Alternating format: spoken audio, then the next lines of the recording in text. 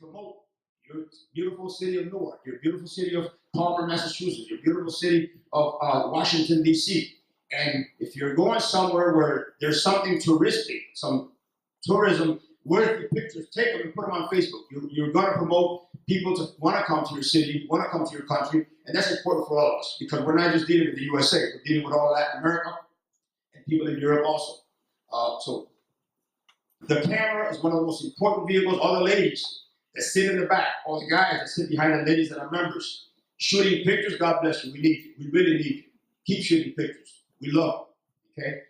And so in wanting to do these rides was to set a standard so that the next president knows he's going to ride. So that you guys, motor touring officers, commissioners, and your presidents also know they have to ride. There are no sitting officers in our organization. And if you do have one, it's time for you to get rid of them. Being an officer in Lama, especially a president, is one of the most difficult and demanding jobs that you can do. Why? Well, first of all, let's say you're a secretary. Secretary keeps the minutes of the meeting, sends out letters, represents the secretary of a chapter of the nation. Not only does the work of the secretary, but they are the president's personal secretary when he has to send something out. But guess what else they have to do? They have to be good riders. And that's where we end up with a shortchange. An officer in Lama, there's a lot of demands placed on him. And one of them is that he rides and then he goes to events. Because how are you going to be an officer if you never want to ride with anybody? So these are the things that we have to face. And my job was to set a legacy so that if you think you're going to be international president and you've never been out of New York City, you're not going to make it. So now let me explain to you a little bit about how motor touring started. And I must say that Chicago is not the only one. I love Orlando. They've done a fabulous job of becoming part of Lama history, some of the other chapters also. But Chicago is the legendary club. I was president of Chicago for almost 20 years. We took chances of riding in places most people wouldn't think of. And of course, when I started the international rally, we started riding all over. We went to Venezuela, we rode all over Venezuela. We ran all over Mexico, Argentina, Uruguay, Dominican Republic now, Central America. We've been to Canada. It is those rides that really got a lot of you people involved in Lama. When I went to the Washington, D.C. Rolling Thunder, I met people from New York and Massachusetts. It's in writing that you're going to have members. Obviously, if you live in New York City and you're riding in Puerto Rico, you're not going to get any members there. You're having a good time, yes. So riding in your own area, concentrating on some nice rides to restaurants and stuff in your area is when you're going to meet people and you're going to be able to recruit. But we became an international organization because we ride. Now, I'll sit here and tell you I am not the best pilot, motor pilot in Lama. I know that because I ride with the best. But I will admit I am the boldest. That I am. I will ride anywhere. People tell me they're going to cut your neck, they're going to kidnap you. It goes in one ear, comes out the other. Someday they were going to be right. It's going to happen. But until then, I'm still going to ride. I am not the best, but I am bold enough to ride anywhere. I rode all over Colombia in the guerrilla territory. I rode all over Philippines and Mindanao. 2 revolutions. The communist revolution and the toughest one is the Muslim revolution. Rode all over, had no problems. So that's where I stand. And part of my job is that if you are a little chapter in a little town and you've got 20 people, you be guaranteed Mario will be there someday. I will visit all my people in person. This is what I want to leave behind. And some of you guys that I haven't seen, I have started through maybe the internet because we have people close by. If not, I had to make a serious attempt to go there. But we have so many people now in the New York area, in all of the Florida area. We started checking to send people out there to help me out. It is now more difficult. We have somewhere around 200 chapters, which I have not called it official yet, but I will when we're ready, because we're cleaning up a few of the chapters that don't have enough members. They're going to have to integrate to some other chapter. When we do, we'll call them out. It is impossible to visit 200 chapters in a year. Very difficult. All my people work. If I'm going to visit somebody, it has to be Friday, Saturday, or Sunday. And if I'm going to visit another chapter, the same thing. And so there's only 52 weekends a year. Motor touring basically started because in our the transcourse of our rides, I remember Pocho was the first guy that came all the way from Uruguay, South America, to Chicago. Then, the second time he came to Chicago, and we rode to Massachusetts, where we had our international rally in 2004 in Massachusetts. Then, I remember we had our rally in Venezuela. 6 guys from Querétaro, Mexico. I love Mexico. Rode all the way to the tip of Argentina, Ushuaia, which is the mecca of motorcycling, a piece of ice. But it's a goal for all true bikers to reach Ushuaia, Argentina, is the furthest south piece of land in the whole world.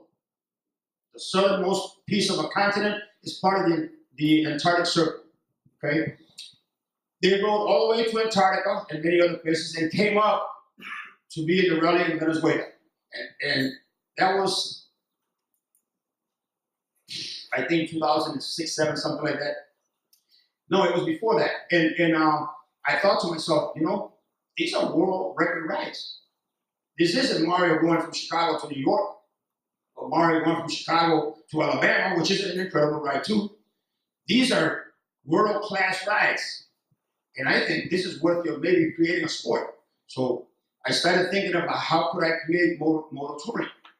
Because we have several issues in dealing with motor touring. And they've come up since. Well, if you live in Puerto Rico, you ride all year round. If you live in Chicago, New York, when it gets below 0, you ain't riding. You're not. I rode in below 0 centigrade. It was 13, 14 below, which I think is about 20 degrees. That's bitter cold. But it wasn't below 0 Fahrenheit, because I'm not going to ride in that below 0. That's death. Like you can ride 2 minutes. You're not going to, I was like 3 days in below 0 weather at 20 degrees. I survived that. So let's be realistic. We had to come up with how can we get a motor touring that the people in Chicago, New York, the people in Miami, the people in Puerto Rico can all compete. And that's when we came up with the category of events, mileage. I used to say kilometers. Mileage, event mileage. Because in event mileage, if I fly to Puerto Rico, I'm getting that event mileage because I flew 3,000, 4,000 miles, blah, blah, blah. So I get mileage. I also get points. If it's below 0 and they have this event here, like in New York, we can get in a van, 15 of us in one van, but every one of those 15 is going to get a event mileage. So we put that in there so that it is fair. And yes, Orlando wins every year. I really applaud them. I'm very, very proud. But if you notice, the individual championship is not being won by Orlando. It's being won by different people. So somewhere online, it's all going to balance out. Motor touring is what's going to separate Lama from every single club in the world. Motor touring, the sport of motor touring has evolved, but it had a humble start. It took me 2 years to pulling teeth. It's like pulling teeth to get people to report, to register. Nobody even cared.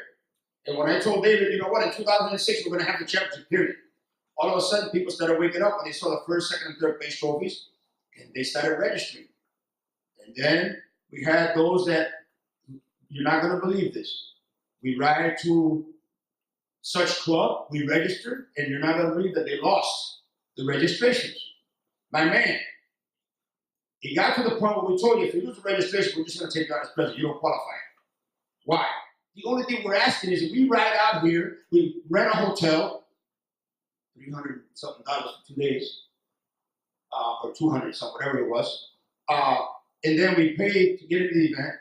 The least we can do is turn in our registrations. So we've gotten over that. We're coming along really good. When we started the motor touring officers, I see things sometimes different than everybody else, and I wanted them to be part of the committee, but we came to an impasse because the committee felt that that would make 6 officers, and if they became a part of the hierarchy of each committee, we would have 6 officers, and there may be a tie. And they didn't want to make the officers an official officer per se. So we started as we started before, where you were not part of the actual committee. This year I was able to get voted in at the International Rally that you are now a part of the hierarchy. So you are a voting member, and if there is a tie, guess who breaks that tie? The president breaks the tie. So don't call me saying he's a jerk. He has the right to break any tie. until we get a 7th officer, which I believe in the future that will come. Okay, but we don't want to invent officers. We want to create positions where the guys actually going to do some work and help us out. And so now you are part of the hierarchy. That means that when the president is not there, that's why we have a vice president. He's not there, next in line is the treasurer. He's not there, next in line is the business manager. He's not there, is the secretary. And finally, the motor touring commissioner. Okay, so you are part of the hierarchy and you get to vote in the committee, because in Lama, contrary to what some of your presidents may believe, and if you have a problem with this, you can call me and let me know, or call Mark, who is the national president. The presidents represent the committee and the membership, but they do not run everything like a tyrant. So if the committee doesn't want something and the president is the only one that wants it, guess what? He's outvoted.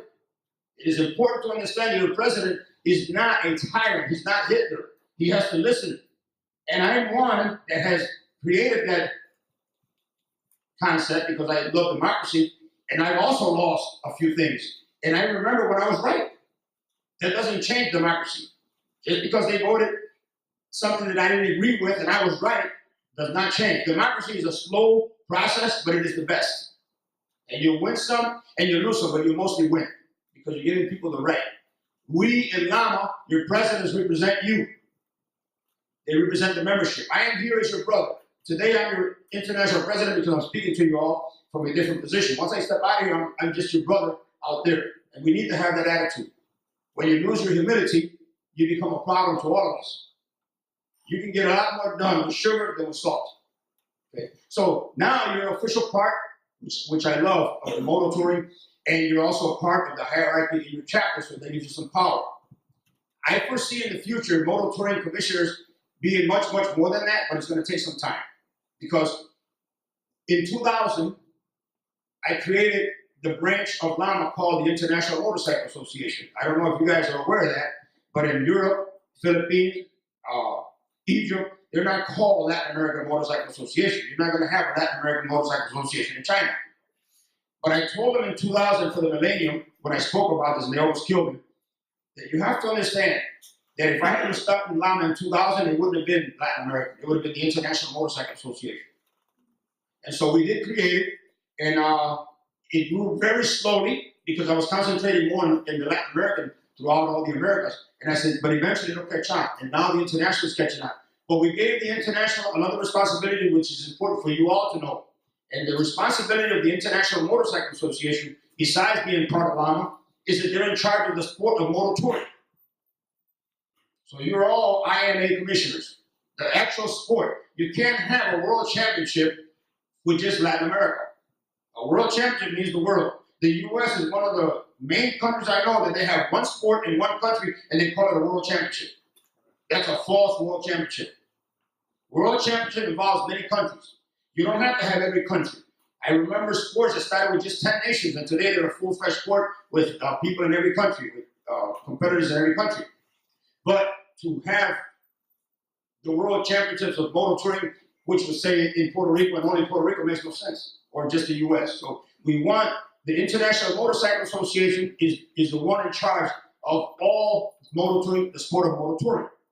You say, well, wait a minute, what Latin America? What does that put us? Because the International Motorcycle Association is a branch of Lama.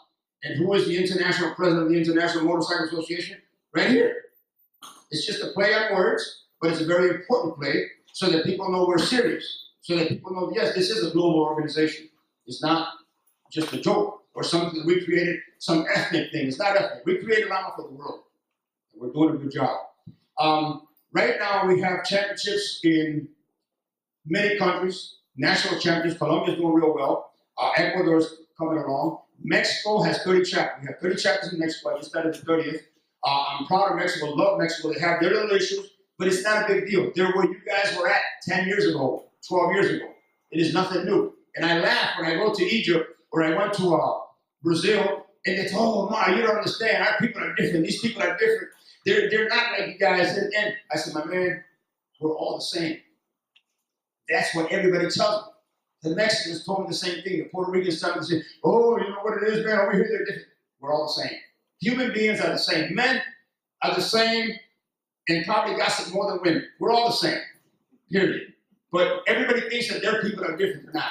They're not. We have the same problems. And when I, as a leader, to be honest, my specialty is troubleshooting. That's what I really came to specialize on. I troubleshoot and I help moderate problems. A leader doesn't create bigger problems. You don't amplify the problems. You minimize problems. You try to get the best out of it. And when you're done, you have to make a decision that's the best for Lama. If I make a decision that's best for me and my buddy, eventually we would not be here talking. Lama would have fell a long time ago. I have friends that I've had to vote against, and now they don't like me. But guess what? But Lama's still here, and it'll continue to grow. So another thing that I wanted to say is, and we haven't done it yet, but we will. The next step in the U.S. is we're going to create regions for motor touring. We're going to have the Eastern, Southern, Midwestern, Southwestern, blah, blah, blah. In some regions, we don't have a lot of chapters. Texas right now has 4 and a 5th chapter, which is probably the worst chapter we have in Lama at this moment. And I met with them, and they need a lot of help. So we're going to create regions to create motor touring championships. So this is why I'm telling you guys this, so that you will have an Eastern region championship, you'll have a Southern region championship. As we all say, Orlando wins every year, but you know what? You can win your region. The other thing is, don't ever look at the winner. Look at the guy that took 2nd, 3rd, and 4th. Because before you get the win, you got to beat the 5th place guy, and blah, blah, blah. This is created with 5 place awards. So we do want to have regionals, and we want to pick a regional committee. We do not want to go back to the old regional committee that says, well, we're not paper boys, and we're not going to do no paperwork. We're not secretaries, because that's the attitude that I don't like. I have done everything in Lama, secretary, treasurer, everything, when I was teaching people how to do these things like in Chicago. And then they learned little by little, they got going. So we will start a regional committee with motor touring. And if that works real well, we'll take the committee to the next level. But you're not going to wear a little patch just to boss people around. It's not what we're looking for. We want to create a championship so that you and your region can have fun, can enjoy yourself. And what is motor touring? Motor touring actually is the fastest growing sport in the world because there's more and more people buying bikes. And it's something that there's no race, no speed. You just go to an event, register, boom. You got all these points coming to you. And if your registration is thrown out, if they're lost, or if you wrote your name wrong, you will not get the credit. But it's actually giving you credit for every time you go out for a ride and go to an event. And even if you just go out for a ride, your numbers turning. So people ask, well, what if I go to the Rebel Knights party? Well, we're not going to accept it as registration. We had a hard enough time getting our own officers in our own chapters to register people. I can imagine getting them to do it is out of the question. But your odometer's turning. Everywhere you go, your odometer turns, and you will get that mileage. If you're another question that I had, what if a guy is a taxi cab driver with his bike? I said, guess what? He's going to get a lot of miles. But we don't have any taxi guys. These are the guys with 125cc, 75cc, but somebody always comes out with one of those extreme questions. Well, if the guy uses a Harley for a taxi, he's going to get that mileage. But please keep in mind that your mileage on your odometer is 20% for the individual and 25% for your chapter. So if I come home with 1 million miles, but I went to no events, I'm not winning anything. If I go to all the events and I don't ride, I'm not winning anything either. Because it is a compilation of those 5 different categories that creates a champion. He who has the highest in all 5 will be the champion, 2nd and 3rd and 4th and 5th. So if we just concentrate on one, we're not going to win. And people have had a hard time understanding this. Okay, so it's important that you guys, the motor touring commissioners, basically are going to end up being some of the most important people in the chapter. You must keep your registration archived or saved so that if we have a problem, and there will be issues in sports, there's always problems, we're going to probably say, St. Augustine, motor touring commissioner, how many guys did Lama Chicago show up with over there? Well, I have here registered 12. Well, they're saying 20. No, I have registered 12. Guess what? It's 12. It's not what I say, what he said. Well, it's registered. So if Mario came here and he didn't register, guess what? He wasn't here. I don't want to look at pictures. We want to see your signature.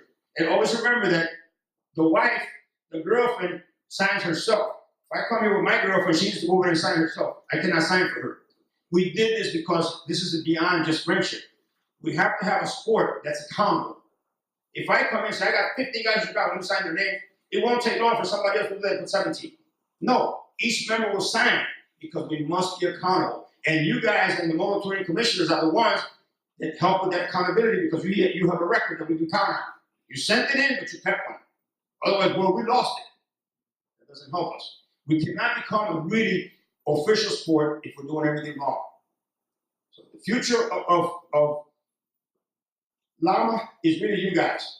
The future of motor touring, I think that in the next 5 years, this is going to move Lama up to where it belongs, at the very top. It is the difference between us and everybody else. And we're not knocking people. Somebody will come up and say, well, that's only a Lama thing. Yes, because I was in sports. And when I was competing in bodybuilding, I had to be part of the AAU. And if I wasn't part of the AAU, I couldn't compete. And when I was in wrestling, I had to be part of that federation, for Illinois Federation of Wrestling for high school wrestlers. If I wasn't in that organization, I couldn't compete. So if you're not in Lama IMA, you will not compete in this sport. It's just the way all sports are. I can't go and compete in the NBA if I don't belong to the NBA. Every governing body is just that, the governing body. And you're not going to get in it unless you're part of it. So that's really important to know. So if you hear people talking, just remember that. To be in any sport. When I was in Taekwondo, we belonged to the World Taekwondo Federation. And you were not going to no championship in that organization if you didn't belong to the organization. Same with Lama. Lama IMA is the same thing. Okay? I foresee this allowing us to get into many more countries. I foresee chapters in Pakistan, India, and all that eventually. The problem is you do not have chapters in those places if you never visit. And I can't just come up and jump up and spend $5,000 on a trip because for 30 years, everything I did was out of my pocket. I started a lot of chapters. 30 years. Everything me and Mike Ramos did, and in my case, because I traveled a lot more, was out of my pocket. Then after 30 years, they started paying me a few flights. So if I pay your flight to Miami, that's good. But what about the hotel, the food, and everything else? So no matter what they pay, you're still spending a lot of money out of your pocket. And then later on, they started paying more. And who's they? Well, I'm the one that dictated that because I didn't want to use a lot of money because our money is for the rally. And we do a lot of our work free. But I had a problem when I sent, I was in South America, and we had a problem in Germany. Luckily, I had been in Germany, so I knew all the key players, and I knew what was wrong. I sent Eligio there. Well, I can't say, Eligio, I'm going to send you to Germany, buy your own ticket, buy your own hotel. We bought him a ticket, we paid his hotel, and he did what he had to do. So traveling in Lama is going to be expensive. The biggest expense we have is the patches. The second biggest is going to be travel because we must send people out. I had to send 2 guys to the Dominican Republic. If you do not do this, you're going to have one falling apart organization. We must help troubleshoot, go in person, speak to them, and help all issues so we can continue growing. Okay? For you, I applaud you guys. Just being here early this morning and your time is one of the sacrifices we have to make. I rarely miss a meeting. I missed a national meeting in Chicago because it's hard for you to understand. Maybe I rode my butt off all the way from Colombia to make it to that event, and I made it. Thank God I was with you guys. I almost didn't make it. And I made it to the event, and after the banquet, I think it was, the next day, you had that 8 o'clock meeting. I woke up at 10 o'clock. I slept like 12 hours. So I was pretty worn out, okay? But I never miss a meeting because if you're a president, if you're an officer, and you show up to your meetings late, you're creating a problem for your members because they're going to follow your attitude. If I have a meeting right now and you saw me going by with some girl I just met, and I'm real late, you're not going to respect me. How are you going to respect me when I didn't care? And I've seen people do that because I have a really good eye. I see people do it. You're only going to get out of people the respect you give them. And when I deal with Lama, I give it my all. Actually, I lost a lot of dates for going to meetings. I don't have a problem with that. You can always get another date. If she loves you, she'll give you another date. But you know what? This is your time, and we need to respect it. Do I have any questions? Because I know some of you may have questions. And before I say questions, I want to add, because since you guys are also officers, you can say this in your meetings. You can ask any question you want in any Lama meeting, and it will not be offensive. You have a right to ask any question. we also, the officers, have a right to give you an answer. And we owe you an answer. And you may not like it, but you'll get an answer. But the most important thing in Lama is that you have a right to ask your president any question about